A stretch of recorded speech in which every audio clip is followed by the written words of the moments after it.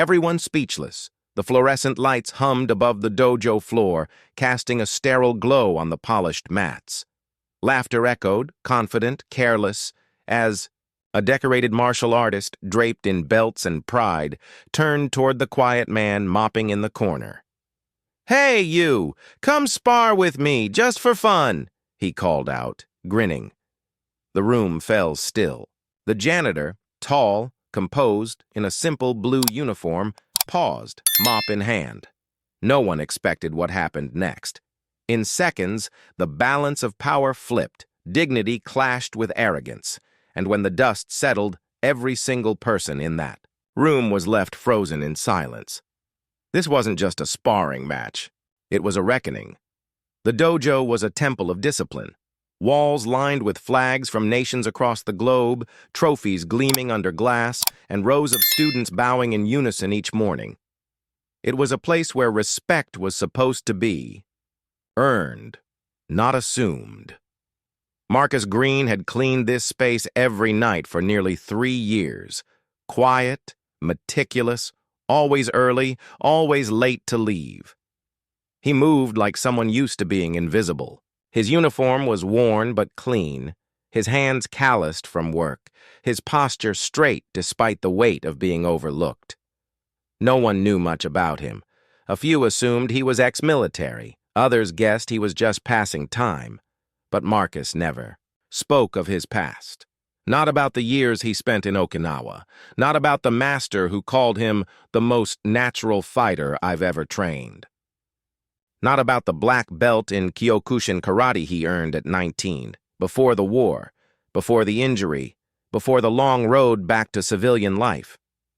The man who challenged him, Ryan Cole, was everything Marcus wasn't: loud, celebrated, draped in accolades, a third-degree black belt. A social media star with thousands of followers watching his flashy techniques and bravado. To the students, he was a hero.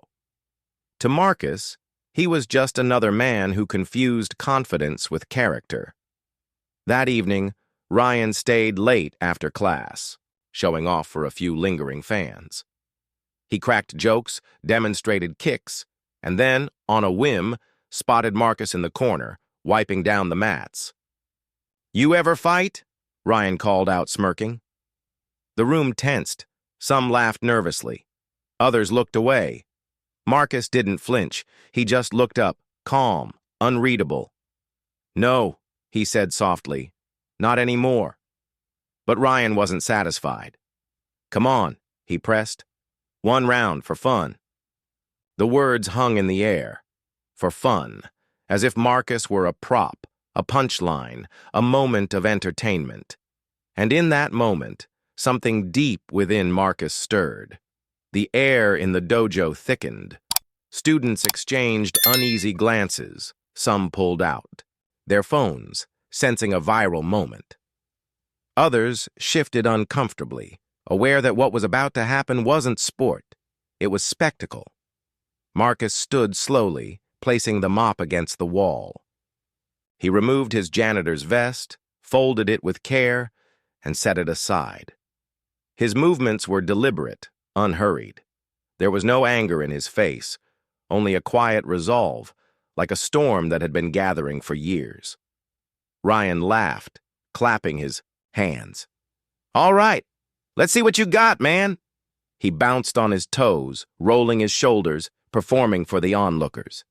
He didn't see the way Marcus's eyes locked onto the center of the mat, the way his breath deepened, the way his body settled into a stance so subtle it was almost invisible, yet radiated lethal precision. They stepped onto the mat. No rules, no referee, just ego versus experience. Ryan lunged first, a flashy spinning back kick, the kind he posted on Instagram. Marcus didn't flinch. He shifted, just an inch, letting the kick whistle past his face. Before Ryan could recover, Marcus's hand shot out, not to strike, but to control. A palm strike to the chest that didn't knock him down but stopped him, like a wall materializing from thin air. The room gasped. Ryan stumbled back, startled. He tried again, jabs, combinations, a flying knee. Each time, Marcus moved like water, flowing around the attacks, redirecting force, never overcommitting. He wasn't fighting to win, he was fighting to teach. And with every failed strike, Ryan's confidence cracked. Then, in one fluid motion, Marcus closed the distance. A feint, a step, a single push to the shoulder, and Ryan collapsed to the mat, not from pain, but from imbalance, from the sheer efficiency of the technique. He sat there, dazed, staring up at the man he'd mocked. Silence. No cheers, no laughter, just stunned disbelief. Marcus stepped back, bowed slightly, not to Ryan but to the art, and walked to retrieve his vest. No words, no gloating, just dignity, restored. But the moment was already spreading. Phones had been recording. Videos were uploading. By morning, the clip, "Janitor destroys black belt in dojo," would explode across social media, and with it, questions no one could ignore. Why did we assume he was less? Why did we laugh before the fight even began? Why is it so hard to see a black man as both strong and humble, capable and quiet? The footage spread like wildfire. Within hours, millions watched the quiet janitor dismantle a self-proclaimed champion, with the calm of a man who had faced real violence and survived. Comment sections erupted. Some called it a hoax. Others wept, seeing in Marcus a reflection of every black man who'd been underestimated, disrespected, reduced to a role that didn't define him. Then came the truth. A former Marine instructor came forward. Marcus had trained under him in Okinawa. He was the best, the man said. Top of his class. Would have gone pro if not for the IED that took his leg muscle and his chance. Medical records confirmed it. Marcus had fought in combat zones, saved lives, earned honors, none of which he ever mentioned. Meanwhile, Ryan's world crumbled. Sponsors dropped him. His dojo suspended him for unprofessional conduct. But, worse than that, his students began to ask questions. Why did you do it? Did you think he wouldn't fight back? Did you think he wouldn't matter? At a press conference, Ryan tried to apologize. But when asked if he'd seen Marcus as an equal before the fight, he hesitated. That silence said everything. Marcus, meanwhile, refused interviews. He kept cleaning, kept showing up. But now, when he walked in, students bowed. Not because he defeated Ryan, but because he had carried his pain with grace. Because he had been disrespected and responded not with rage, but with mastery. The most powerful moment wasn't the fall of the black belt. It was the janitor picking up his mop afterward as if to say, "I don't need your recognition. I've always known who I am." In the weeks that followed, the video became more than a viral moment. It became a mirror. Schools used it in discussions on bias. Martial arts communities reevaluated their cultures of hierarchy and performance. And across the country, people began to question, how often do we judge a person's worth by their uniform? Marcus never sought fame. He didn't want revenge. He simply wanted to be seen. Not as a janitor, not as a fighter, but as a man who had lived, endured, and chosen peace over pride. But the world wouldn't let him stay invisible. Dojos invited him to teach. Veterans organizations honored him.